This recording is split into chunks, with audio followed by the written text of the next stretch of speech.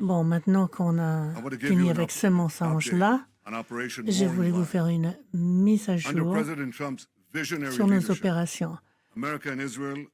Avec le visionnaire Donald Trump, Israël et les États-Unis agissent ensemble en Iran avec beaucoup de détermination et des forces sans précédent. Nous cherchons à mettre fin aux menaces du régime des ayatollahs qui ont fait la guerre contre le peuple d'Israël et le peuple d'Iran. C'est un régime qui livre la mort à son propre peuple. Nous avons 3 objectifs. Tout d'abord, mettre fin à la menace nucléaire. Deuxièmement, mettre fin à la menace balistique et enlever ces menaces avant qu'il n'ait le temps, que l'Iran ait le temps de les enterrer. Et troisièmement, cela veut dire que nous souhaitons créer des conditions pour que le peuple iranien puisse avoir accès à sa liberté. Aujourd'hui, le régime des ayatollahs attaque non seulement les États-Unis et l'Israël et le peuple iranien, mais l'ensemble du Moyen-Orient et au-delà. Ils ont attaqué les civils, les Américains, les biens américains en Irak, en Arabie saoudite, en Koweït, en Syrie, en Oman, et ils ont même attaqué en Irak, et ils ont même attaqué le Chypre. Ils utilisent leurs missiles balistiques pour mener ces attaques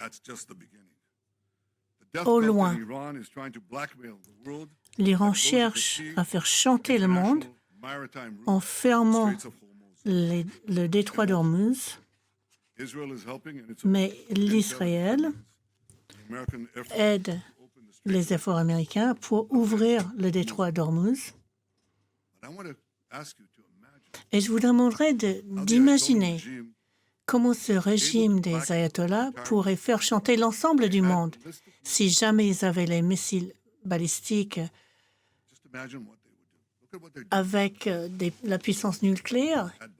Imaginez ce qu'ils feraient si leurs missiles balistiques avec une portée internationale étaient équipés de l'arme nucléaire. Imaginez la menace. Tant qu'aujourd'hui, l'Israël et les États-Unis protègent les États-Unis, l'Israël, l'ensemble du Moyen-Orient et, j'oserais dire, l'ensemble du monde. Malgré les fausses nouvelles qui courent depuis le début de cette guerre il y a 20 jours, nous sommes en train de gagner. L'Iran est décimé. L'arsenal iranien est détruit massivement. Des centaines de lanceurs, des stocks de munitions sont détruits, ainsi que les industries qui les produisent. Ça, c'est important. Nous avons déjà détruit des missiles et l'infrastructure nucléaire, mais ce que nous pouvons détruire maintenant dans cette opération Lion rugissant, c'est de mettre bas toute la base industrielle qui permet la fabrication de ces armes. La marine iranienne est au fond de la mer. Aujourd'hui, nous avons frappé une partie de leur marine dans la mer Caspien. C'est le chaos total dans leurs différentes forces armées. Il y reste du travail à faire et nous allons mener à bien ce combat. Et je terminerai en citant une autre fausse nouvelle qui circule, qui voudrait dire que c'est l'Israël qui a traîné les États-Unis dans ce conflit avec l'Iran. Mais est-ce que quelqu'un pense vraiment qu'on peut dire à président Trump ce qu'il faudrait faire? Le président Trump fait toujours ses propres décisions. Il prend des décisions qui sont bonnes pour les États-Unis et bonnes pour les générations à venir, à mon avis. Et actuellement, les intérêts sont absolument clairs. Et ce que nous avons accompli est très clair aussi, en coordination avec le président Trump. Cette coordination vraiment très intense permet aux services militaires et services d'intelligence d'arriver à atteindre nos objectifs très rapidement. Il a été dit que depuis 40 ans, je dis que l'Iran est une menace pour l'Israël et le monde. C'est vrai. Qui l'a dit d'autre? Le président Trump. Il y a 47 ans, quand les voyous iraniens ont pris l'ambassade américaine à Téhéran, il a dit combien ils étaient dangereux. Pendant son premier mandat présidentiel, il a dit que l'accord nucléaire avec l'Iran était le plus mauvais accord qu'il n'avait jamais vu et il l'a déchiré. Et juste avant son deuxième mandat, avant qu'il ne soit élu, pour la deuxième fois, je suis allé le voir en Floride et il m'a dit « Bibi, il faut faire en sorte que l'Iran n'obtienne pas l'arme nucléaire ». C'est lui qui me l'a dit, c'est pas moi qui ai dû le convaincre. Pourquoi il me l'a dit? Parce que pour plus de 40 ans, ce régime, comme j'ai dit ce soir, ce régime n'arrête pas de scander « mort à l'Israël »,« mort aux États-Unis ». L'Israël, c'est vraiment le petit État qui les empêche d'avancer, mais ce qui est vraiment visé, c'est les États-Unis. Leur raison d'être, c'est d'éliminer la civilisation occidentale et les États-Unis. Ils ont déjà blessé des centaines d'Américains en Irak, en Afghanistan, à Beyrouth. Ils ont essayé d'assassiner Donald Trump, pas une fois, mais 2 fois maintenant. Et maintenant, ils font du chantage au pétrole. Imaginez ce qu'ils feraient, ce dont ils seraient capables si ces fous avaient l'arme nucléaire et la capacité de les envoyer sur toutes les villes américaines et européennes et partout dans le monde. C'est une menace pour l'ensemble du monde, un danger pour l'Israël, bien sûr, l'Amérique, bien sûr. Là, nous sommes d'accord. Moi et le président Trump, l'Israël et les États-Unis, nous sommes d'accord sur cette menace. Mais je pense que si les dirigeants sont honnêtes, ils comprennent qu'il s'agit non seulement de notre lutte, mais de la lutte de l'ensemble du monde. J'ai parlé avec des douzaines de dirigeants et tous le savent. Et en privé, ils le disent. Ils le disent en privé, mais moi, je le dis en public. Et je pense que le monde doit beaucoup au président Trump parce qu'il a choisi de mener cette bataille pour sauvegarder notre avenir. Quelques questions. Zach Anders de Newsmax.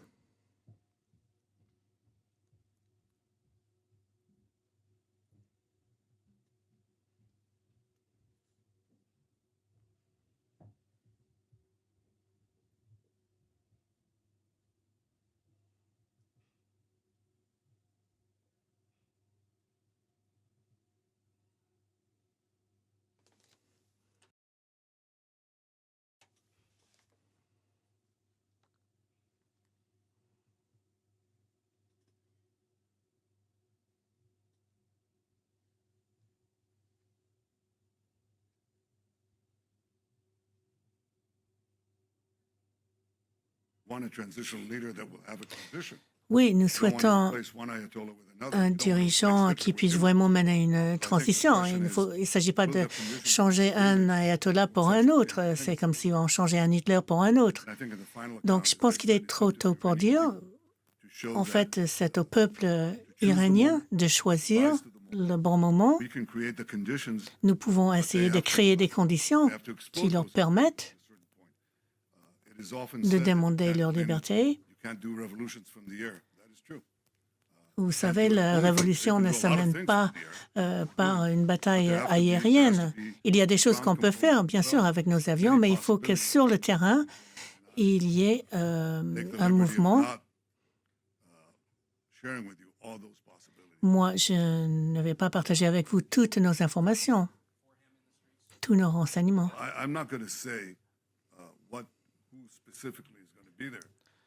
Je ne peux pas dire qui va prendre la place, mais je sais qu'il y a sur place des personnes qui travaillent pour une transition démocratique, pour un gouvernement modéré. Richard Engel de NBC News.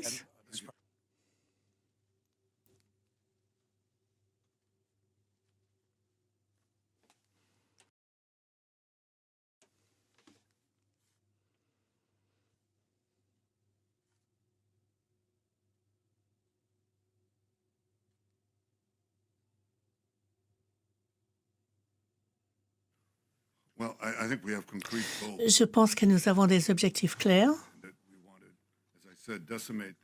Nous souhaitons décimer le programme de missiles balistiques, décimer le programme nucléaire, ce que nous sommes en train de faire. Ce sont des objectifs que nous pouvons atteindre, mais je ne mettrai pas un échéancier. Nos objectifs doivent être atteints. Nous ne comptons pas les jours, mais je dirais quand même que cette idée que c'est nous qui avons entraîné les États-Unis dans ce conflit, ce n'est pas seulement une bêtise, c'est ridicule. Le président Trump lui-même l'a dit.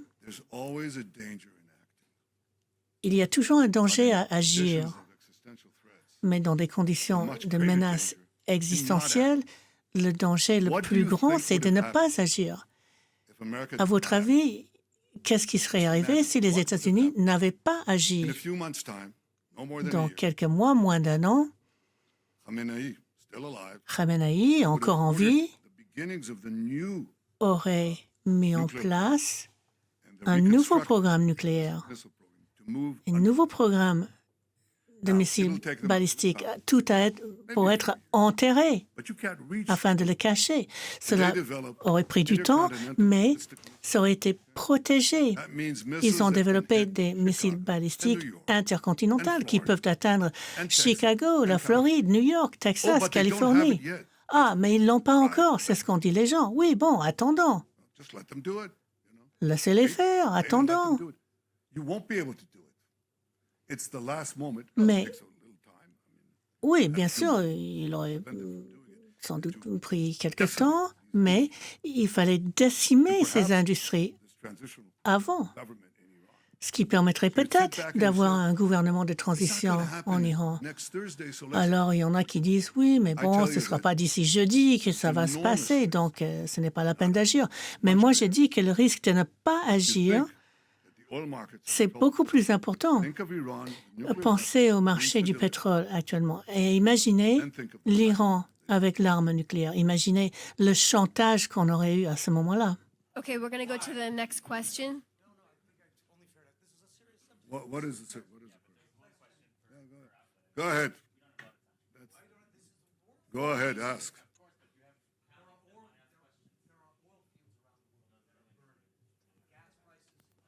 Il y a des champs pétroliers qui ont pris feu.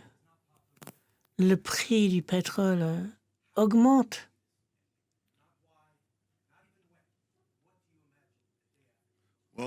Qu'est-ce qui va se passer le jour d'après? Nous avons des objectifs très précis. Je ne vais pas vous parler de nos programmes de bataille, notre stratégie, je ne vais pas vous le dévoiler. Mais une fois que nous avons achevé nos objectifs, et les Américains le comprennent très bien parce que nous sommes de vrais partenaires, ce qui doit être fait, c'est qu'il faut mettre en place des routes alternatives. Au lieu de passer uniquement par le détroit d'Ormuz, il faut qu'il y ait des pipelines qui partent vers l'ouest à travers la péninsule arabique. Ça, c'est une possibilité. Pour moi, c'est une évolution que nous vivrons après la guerre. Mais je pense que cette guerre va se terminer plus rapidement que certains le croient. Churchill l'a dit, les démocraties souffrent de l'endormissement et la démocratie se réveille quand elle entend le tocsin du danger. Et là, vous entendez le tocsin du danger. L'Iran, équipé d'armes nucléaires, de missiles balistiques, ce n'est pas juste un tocsin, c'est vraiment l'apocalypse. Il faut l'empêcher. Et le devoir des dirigeants, c'est de dire la vérité au peuple, même quand ce n'est pas très confortable. On ne voit pas toujours le danger à temps, mais C'est le devoir des dirigeants de voir ces dangers et de prévoir. Et j'espère qu'avec le temps, le monde comprendra la sagesse de la décision de Donald Trump. Vous savez, l'Amérique ne se bat pas pour Israël, mais se bat avec Israël pour un objectif commun, pour protéger notre Next avenir question, one question. Guy contre Azriel ces from barbares. I-24 News. Thank you, Prime Minister. Guy Azriel, I-24 News. Merci, Monsieur President le Trump Premier said ministre. Le today président Trump a he dit did not like aujourd'hui the Israeli strike on the Iranian qu'il gas fields. n'aimait My pas question to you, les was the frappes President israéliennes aware contre of les Israel champs striking, gaziers. that gas field? Did you approve it? And Est-ce if que you vous avez you see any approuvé signs cette that the frappe? Iranian regime is Et collapsing? est-ce que What assurances do you give the vous Israeli avez des public signes qu'il y a if it does un stand on its feet, effondrement du it's a régime way iranien? a war with Iran? Et est-ce que vous ne craignez pas une autre vague de conflit avec Well, l'Iran say two d'ici things. 5 ou 10 ans? Fact number one, Tout d'abord, Israel acted alone against the Slawiya gas compound. l'Israël Fact number two, a agi seul contre President ces Trump champs gaziers. asked us to hold off Deuxièmement, le on président future Trump attacks. nous a demandé What do we see? What de nous happens if- retenir par rapport aux Are attaques. there any signs that the Iranian regime is cracking? Est-ce que le régime iranien s'effondre? Oui, il y a beaucoup de signes, mais je ne peux pas vous les dévoiler Will I tell you? tous.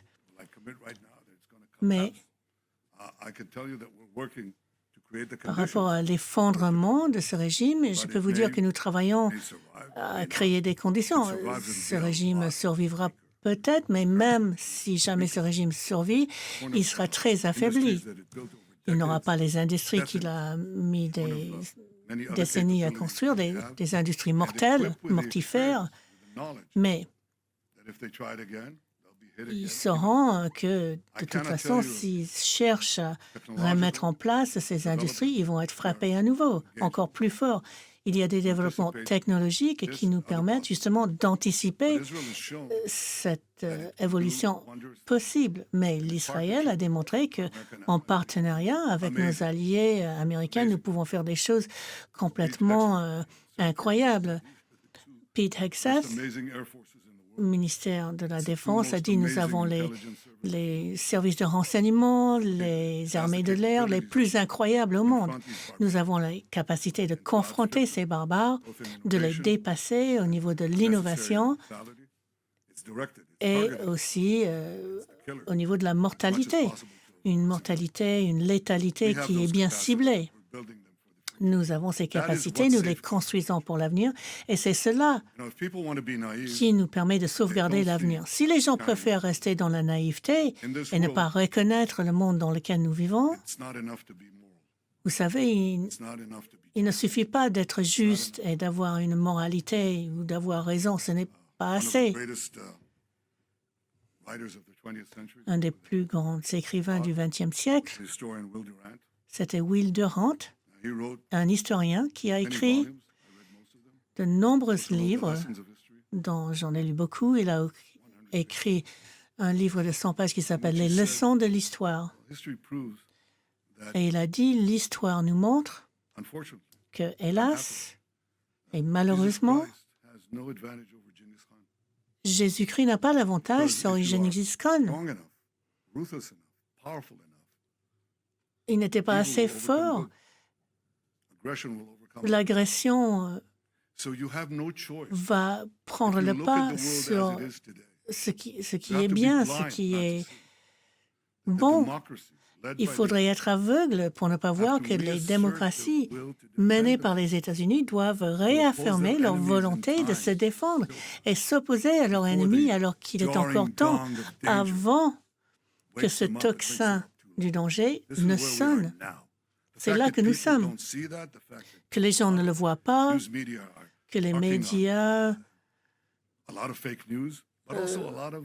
répandent des fausses nouvelles, mais aussi qu'il n'y a pas une vision à long terme. Ils ne comprennent pas le côté historique de notre lutte. Nous devons faire preuve de force, nous devons être armés, nous devons être plus puissants que les barbares, parce que sinon, ils ne vont pas simplement être les barbares qui arrivent aux portes de la ville, ça va être des barbares qui vont prendre nos villes. Et je suis fier du fait que le peuple israélien, que l'armée israélienne reste déterminée Après le 7 octobre, notre peuple et nos soldats sont devenus de vrais lions. Et avec nos formidables amis Thank américains, you. nous Next question, protégeons Tom Burridge from le ABC monde News. entier. Tom Burridge de ABC. Hi, Tom Sufi Burridge, ABC News. Prime Minister, given the Premier ministre, escalation of étant attacks donné on US allies across the l'escalade Gulf, contre les alliés given the américains spiraling energy